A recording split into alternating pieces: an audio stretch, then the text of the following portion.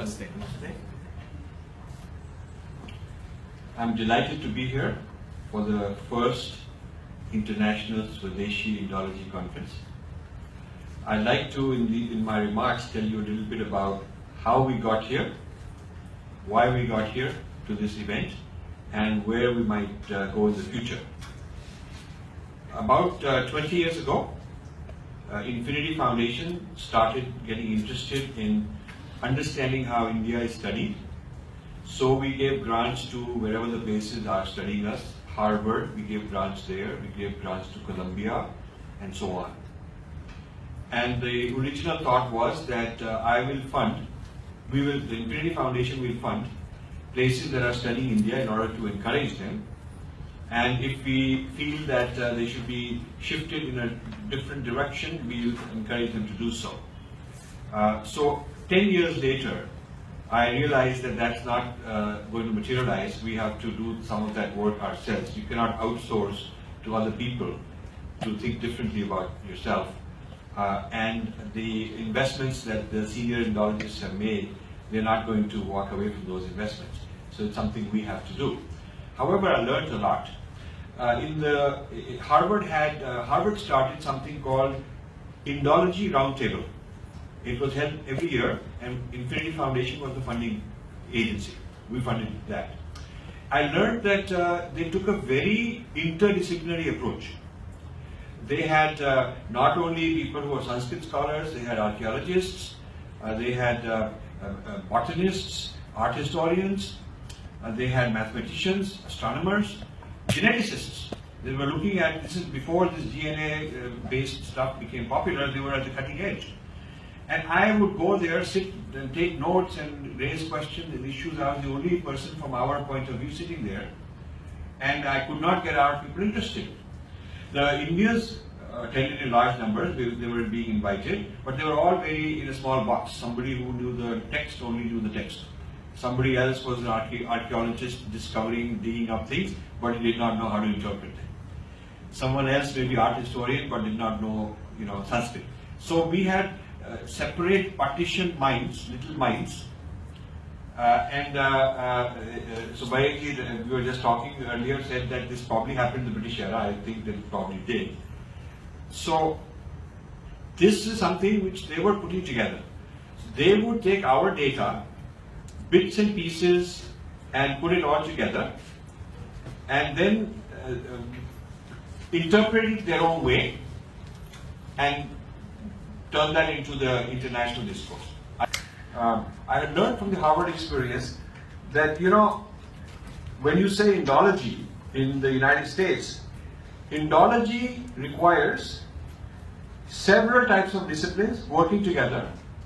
It is not enough to say we have a Sanskrit department here and somewhere we have an archaeology department. It's just not. So, even in the British times, the British were putting the whole thing together about us.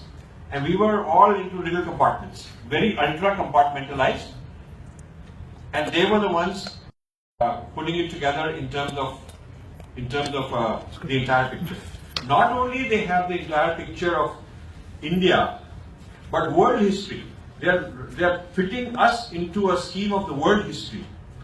What happened in Eurasia, what happened here in the Middle East and China. So we are located in a grid that somebody else has put together. This is the first thing I learned. So, to bring this home, to bring this to our own people, our own way of doing it, Infinity Foundation started a conference. It was the first one we held in 2002. And Makaran this morning he gifted me this is the book that came out of that. It is actually an amazing book. Some of the top Indologists in the world, Indian and Westerners, are here. And we had 4 days. I had this mandala idea: inner, outer, past, future. Inner being Adhyatma, philosophy, Vedanta, the inner side, yoga. Outer being society. Past being the historical view. Future being how do we go, what are the future possibilities. This is a way to bring people from social sciences and discipline, this one, that one, history, metallurgy, all kind of people together. This is the way we did it. And the idea was we have a Mandala conference series every year. But then we were attracted by an offer from CSDS in Delhi. CSDS is now infamous for leftist hub and a lot of tension going on there. And Madhu Kishore from CSDS is supposed to be here. She's in the hotel, so she'll probably be here in white. CSDS said we'll do this conference in India.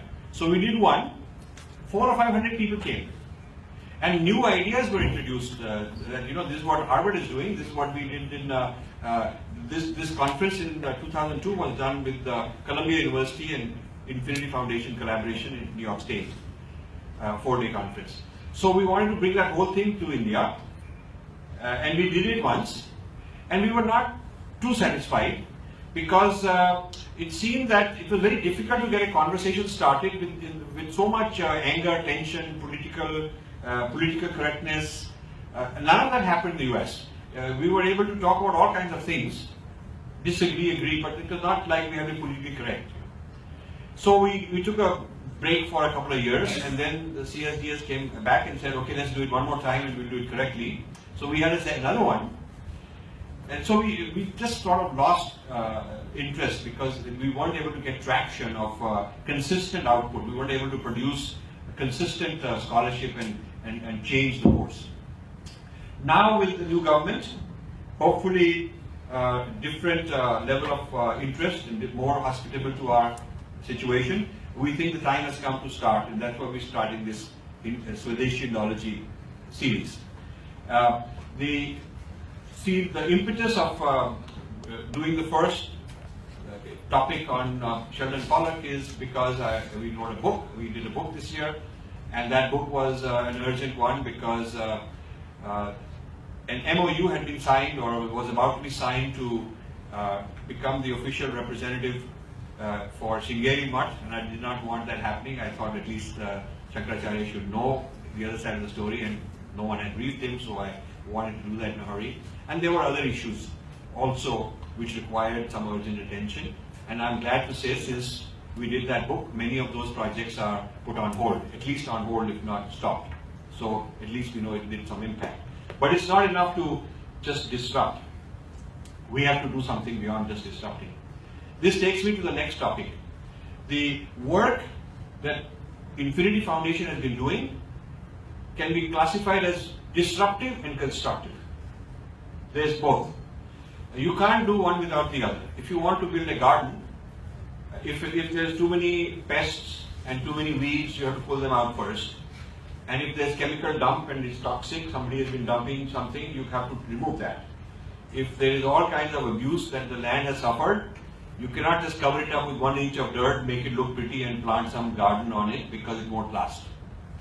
So we feel that the discourse is that kind of territory. It has so much abuse that has happened. We need to disrupt that, and we need to construct new things. So there is disruptive and constructive. An example of constructive, we've done 14 volumes on the history of Indian science and technology, which is the largest set of such volumes anybody did. And it has archaeology, history of archaeology, mathematics, history of medicine, history of metallurgy, all these kind of things, and more in the pipeline. So the purpose of this series is first to correct the interpretation of texts, because philology and these Orientalism, new Orientalism, all these guys basically take texts and they interpret them. They interpret our Itihas, our Shastras, all Vedas in their particular way, and we want to take back that sort of adhikar to interpret our own text through our lens. Then we want to link the texts and the physical evidence. This is very important. You see, Mahendra Parvat in Cambodia has been discovered recently by some Australians and Europeans, archaeologists, and they are concluding that until the 12th century it was the world's largest empire. That's huge. Now, we are taught to be headlines here. We ought to have our archaeologists. We are not doing much about it. So it is other people's archaeologists doing it. But they are saying, okay, this looks like Indra, something like that. Things that are obvious they are saying. But you need to be a text expert. You need to be an art historian. You need to have our drishti. Not just Sanskrit, but Tamil also perhaps. You need to bring in all sorts of things, all sorts of knowledge. When you see a symbol, what does it mean to us is different than what it means to someone else. I was in Turkey 3 years ago, and the Anatolia part of Turkey, which is the eastern part towards Asia. It is amazing when you go to those museums how much symbolism there is. You think this must be from India only. And they will tell you this is ours, but they do not know how to interpret it. And so I was kind of telling them that this lotus, what does lotus mean? What does this thing mean? What does that thing mean? And they were quite interested, and they said that no Indian has visited them. They are the museum guys. No Indian has visited them to try and offer this sort of knowledge. I was there on holiday. I was not about to give them a lecture or something. But it was so fascinating that parts of our civilization probably exist in other places. And in China there are temples of Hindu deities, even now, China, Mongolia. So, we haven't done the full gathering of physical evidence. The physical evidence of archaeology connecting with our text will give us ancient history. The physical evidence of modern society today, whether it is caste, conflict, whatever it is going on, social structures, gender relations, today's what social sciences call, what the social sciences consider to be their turf, is to look at physical evidence of society as it's living and then interpret it according to their theory. But we have to interpret those things in light of our Shastra. You see, why aren't we doing Arth Shastra and economic theory, political theory type of discussion? We would like to, in the series, do such topics. We would like to take on Dharma Shastras, Arth Shastras, put them in the context of modern experience. So it's not just the old experience through archaeology that we need to bring in, but the modern experience of society that also needs to be brought in. So the history of Indology is a very fascinating topic. I have an unpublished book on the history of Indology, and I looked at German Indology, British Indology, French Indology, Russian Indology also, Danish Indology, Danish East India Company, and the Dutch East India Company. Some older than the British East India Company. Some of the oldest, a guy in Harvard that many of you don't like, with Michael Witzel, helped me in many ways also. He gave me a glimpse of a botany book in their archive, which is somewhere in the 1500s. European language by not the British, I think it was the Danish or Danish East India Company, in which, in the first page, it's written in their language, in the European, but in the first page it says this is a translation of such and such word in Malayali. So it's the 1500s. European origin of botany is what we call spice trade. It is not spice as in garam masala, it's herbs, medicines, all that they call spice trade, but actually it is herbs, medicines, botany, plant science, a huge amount of that from India, particularly from the south. So I'm still looking to get a scan of that book. I'm not yet succeeded in getting that. When you look at Indology, you have to look at more than, we know a few names, William Jones and Max Muller. But you will find that the British were making their political policies to some extent based on these scholars of India. And they went through many phases. There were the evangelists. The East India Company didn't like the evangelists because they wanted to convert very aggressively, and the East India Company wanted to make money. And they thought this would rock the boat. it's better to just leave that alone and not topple that too much. So there was always, in the British Parliament, they had these fights between evangelists and East India Company people. So East India Company people had scholars called Anglicists. They were Indologists. Then there were utilitarians. Then there were liberals. These are technical terms they gave to themselves, because after all, it went on for a very long time. So it's not like all of them were called one simple Orientalist. They are broken down into many categories. Then there were race scientists, like Lord Risley and others who started the census. They called themselves race scientists. They were looking for scientific study of races, and hence the caste type of thing. Now all this happened, and we have not developed our own approach to the history of Indology. And this is the British part, and the German part. What were they looking for is different than what the British were looking for. Then there's the French part. They were looking for their own. And then, of course, the Americans renamed it South Asian Studies. But it is the Indology sort of thing. Now, if you look at under the British era, colonial era, the Indology was not dominated by any significant Marxist legs. You might wonder why. One theory might be that having a class warfare would not be in the interest of the colonial ruler. You would not want to say, okay, let's have Marxist, class struggle, because after all, you're the ruler. You want it to be just, let things continue. But Marxism entered later. The study of India, highly left-oriented, entered later. And Nehruvian socialism kind of lens, took over. Then postmodernism. Every time the Westerners went through a revolution for their own reasons, for their own whatever was going on in their part of the world, they went on through a revolution and came up with new theories. We imported those theories and started applying them onto us.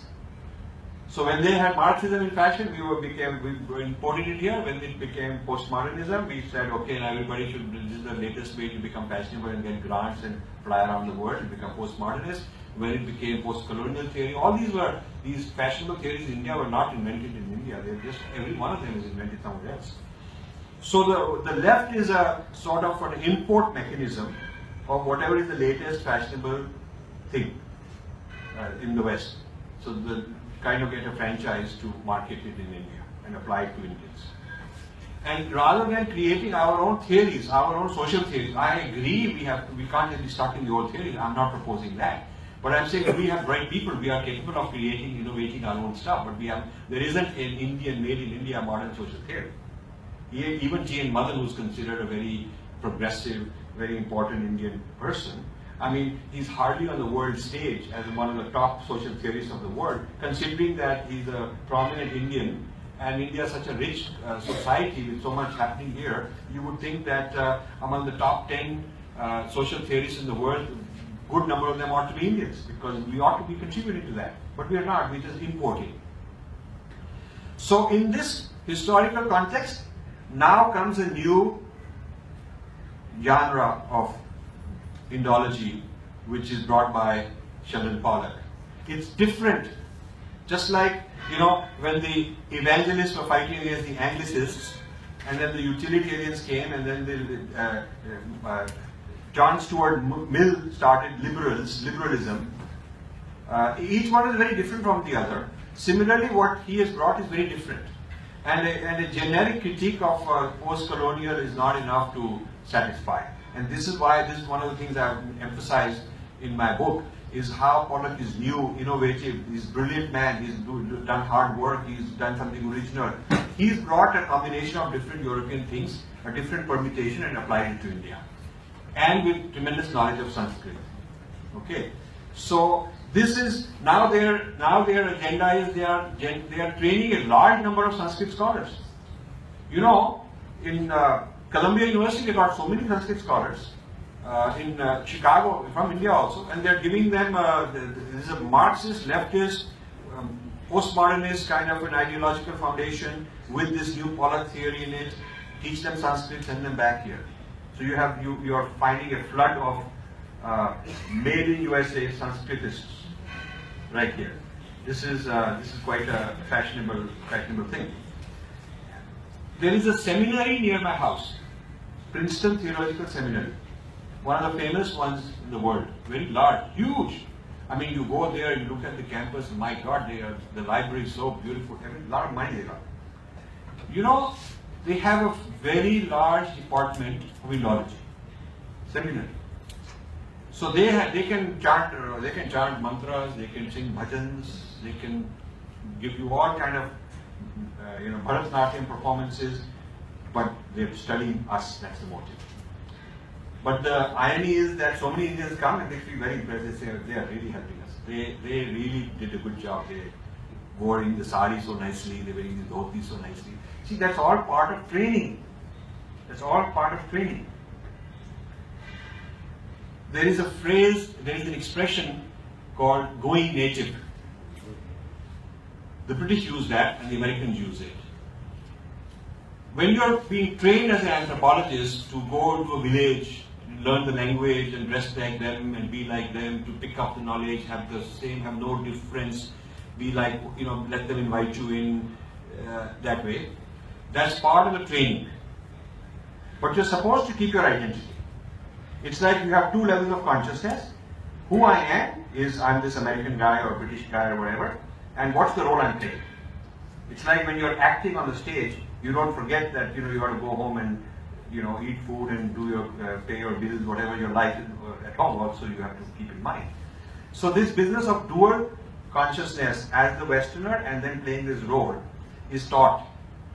In the late 1700s and early 1800s, the British had set up. The British were sending these East India Company young men to India. And in India, they would learn whichever district they were appointed in, they would learn the language and who's what caste and what religion and what to do and not to do. But they found that a lot of them were going native, means they were actually turned into, and they would marry a local person.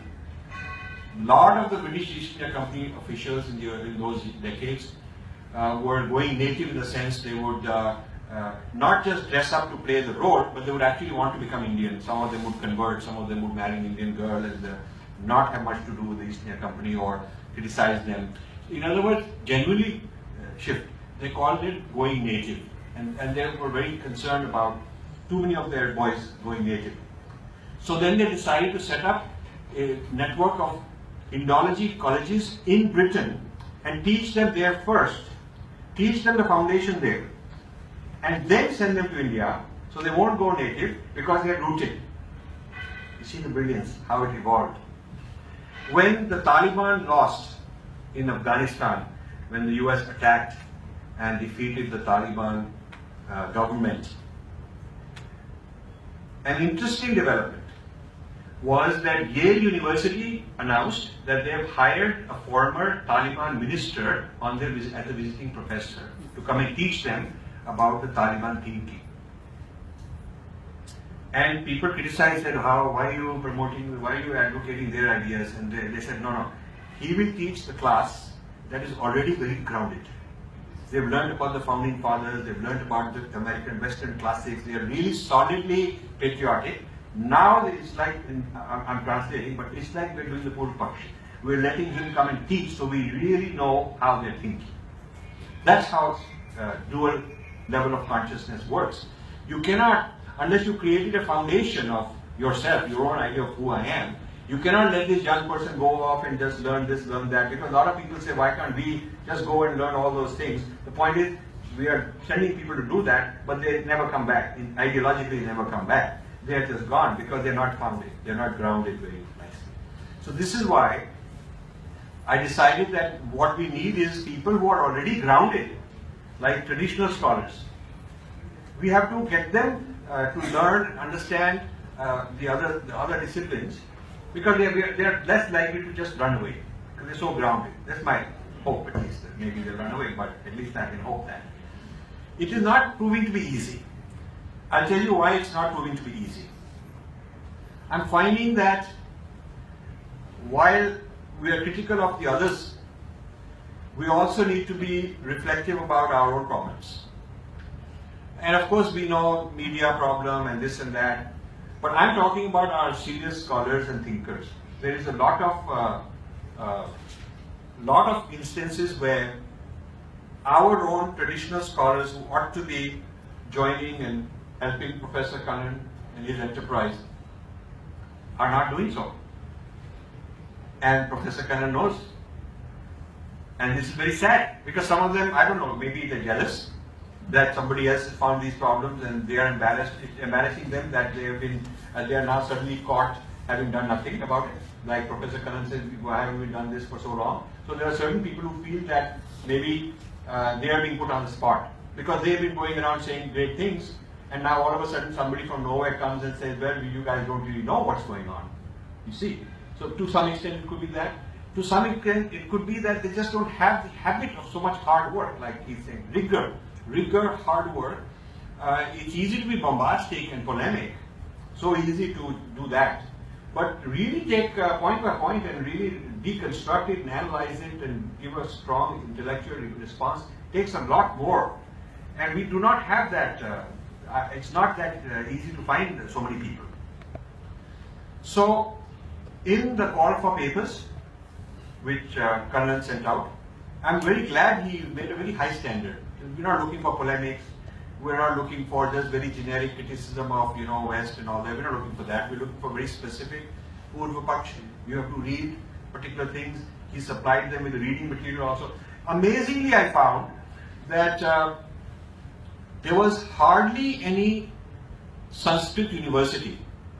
I went to the major one in Chennai. I went to the major one in Karnataka, in Bangalore. I went to a few in North. Hardly anyone had the complete works of Pollock or any of the other major Western Indologists.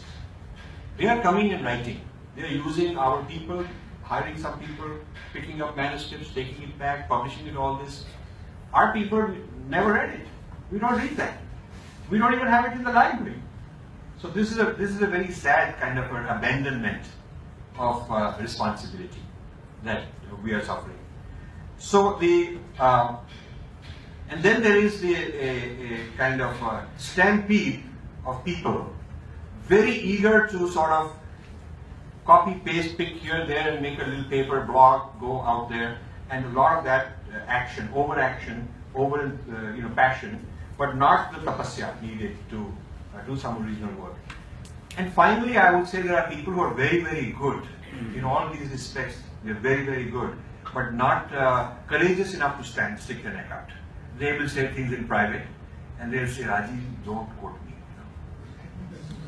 That's how it is. So I want to say the following.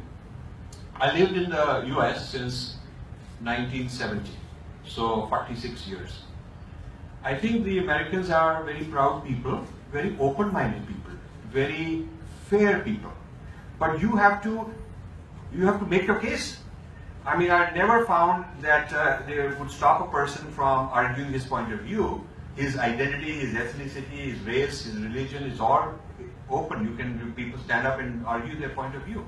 We just aren't the type who do that. You see, it's up to us to do that. And there is no law, not only no law against it, there's no sort of, it's not even considered disrespectful. It's self-censorship. We've censored ourselves. We built a glass ceiling and put ourselves underneath that. Maybe it's some long-term colonial mentality that we are programmed with. It is not that they have required it. Believe me, they have not required it. It is us who have that fear. Because I find that other cultures are very audacious, very assertive, and it is considered, this kind of thing is considered okay. So to be different to us, to explain who we are in different terms, to reclaim yoga as Hindu, to reclaim our meditation that has gone off everywhere and say, well, this is based on these shastras, there's nothing disrespectful at all about it. To say that we have a certain experience of our itihas and we have a certain idea of our deity, it is not exactly how you look at it, our drishti is different, is perfectly fine from the American point of view. It is our people who have this fear that maybe we are doing something incorrect. I know Japanese, I used to lead trade delegations for when I worked in a multinational company to various countries, including China, including Japan. They were so clear, Japanese so clear about self-respect. Absolutely clear about self-respect. And you never fool around with some of their protocols. The Americans, we will be taught that there are certain traditions, symbols, cultures you must respect. We taught management courses how to make sure, because they are very clear. And so the Japanese have huge, they are put up on a pedestal as a great civilization in the eyes of the West. And now China, because China is very strong. So being strong is not something that they will get angry at you. They will probably respect you more. This is very important. Very, very important. I'll conclude by suggesting just a few ideas on where we might go with this conference series. What are some of the topics that I want to think about? So these are not in any order, and they are not, we need to have a steering committee or something afterwards to decide. But you know, the whole Hindu-Buddhist relationship needs to be discussed, because it has been taken apart as tension and violence and all that. It is not true. We need to redo this. We need to bring Buddhists also. We need to redo this whole thing ourselves and have a proper conference on that. Then this whole caste, jati, varna. This whole idea of caste, jati, varna. What it has been in different times in history. What it is now. What is distorted, what is not distorted. You know, we need to have, I mean, there are real social problems. We can't hide. We don't want to ignore. But we don't want to over-exaggerate them and hold the whole Hindu tradition accountable and you know, try to throw it out, which is what some people would like to do. So I think we need to have a responsible, balanced, open-minded discourse on this, and bring opponents also. And let's have some of these. Then the whole idea of secularizing the sacred. You know, Bharatanatyam dance becoming secularized, quite fashionable. We know that. If you go to Mahabalipuram and the rock art, the rock carvings, our mandirs, there is deities, there is puja. I have a video of a man doing, in the middle of the night, doing arti, and I interviewed him, and somebody translated it. This is aim for seva when we were, Swami Vijayanand Saraswati sent me there for all this during the tsunami. And this person is explaining that he is 4th or 5th generation, and his family have been doing puja here. They were pujaris. But the Archaeological Survey of India, the moment something becomes classified as an archaeological site, it is declared secular, and you're not allowed, it is illegal to do this. You know, there's something in Shringeri. I don't know how many of you know this, but in Shringeri, I was told, there's a certain deity, you can't do puja there. You've seen that. You can't do puja there because it's declared an archaeological site, and it would be a violation of the secularism, because government property, archaeological site.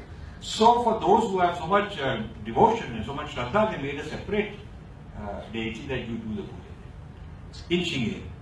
So, you know, we are talking about the removal of the sacred. And I have a whole separate discussion on Kumbh Mela, removal of the sacred from the Kumbh Mela happening. Okay, that is it's a carnival, it's a festival. So on that basis, soon there might be a Pepsi Cola tent and a Airtel, and it could be people just selling whatever they want to sell. You know, so the secularization is a very serious problem. And the reason it's relevant to Pollock also is because he talks about the removal of the sacred from Kavya.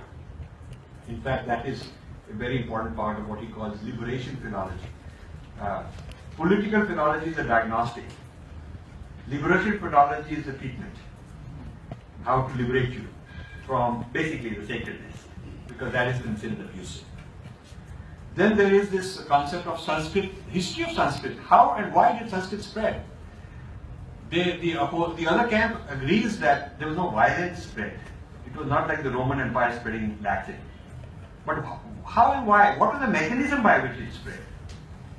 You see, so they have a whole theory called the aestheticization of power, which I totally refute and don't agree with. But we need to create an alternative theory. What is the history of Sanskrit? How it spread? How did it go there, all these places? Who took it? For what reason? I don't believe it was the king's assertion of power. through non-violent but kind of psychological mental control, kind of mind control system. I don't believe in that. I don't believe that's the way. And we need to take the Arthashastra, Dharmashastra, and see how they compare with modern social theories, to what extent do they need to be adapted and updated. And then there are other favorite topics I have, like Hindu phobia, my next book, which is being launched Sunday by Subramanian Swami in Delhi, called Academic Hindu Phobia.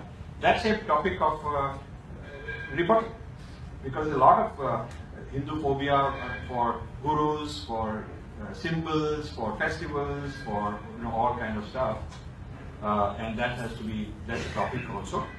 And how about a conference on something like Rashtra? What is Rashtra? How does it change? How does it compare with the Western nation state? And what are the effects of having adopted nation state as a benchmark, and we're evaluating ourselves and trying to become compliant with nation state? What does it do? What do we compromise by doing that? And how would a Rashtra be different? You see? So these are some of the thoughts. And I just wanted to close by thanking all of you for being here. There's too many individuals to name, but so many persons have helped in so many different ways. Frankly, I'm quite amazed. I was here in February, and the concept was hatched right here. Vijaya was there, Kannan was there, various people here were there, Shalini, various people. And we said, let's do this. And this became the place. And IIT Madras kindly offered that they'll host it. In a sense, it's kind of ironic, but it's a nice thing that Tamil Nadu is the ground zero for our starting this. Because it's kind of reached, the problem has reached a climax in this place, probably more than elsewhere. Although it has metastasized and gone through the northeast.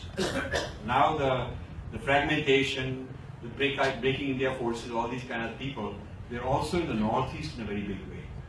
They've been in Kashmir, we already know, and various other places in India. Maybe Bangladesh is overflowing into Bengal. So we're having these problems. And my theory is that before something becomes physical, before there's a physical separatism and all that, ideologically a generation has been raised to think differently and not to call themselves Indians. And you go to Northeast, they'll say we're not Indians. You go to Kashmir, they'll say that. So a generation or two have been trained ideologically, intellectually through these all these NGOs. NGOs are spreading this negative ideology. Their job is to take what the scholars have been spinning and to put it into the common man in their way, in their ideologically plant it all over the place. And then that generation, when they grow up, it's easy to convince them that whatever is your problem is the fault of the nation. Whether you're unemployment or somebody got killed, somebody had a rape, somebody had a problem, economic drought, whatever. So I feel that the long-term unity of India requires that we take this whole civilizational study seriously. We stop outsourcing it, we stop funding others, we stop abandoning it, we treat it as ours for dharma, every single one of them, us. And not only should there be jobs, you need jobs, because to attract good people you need careers.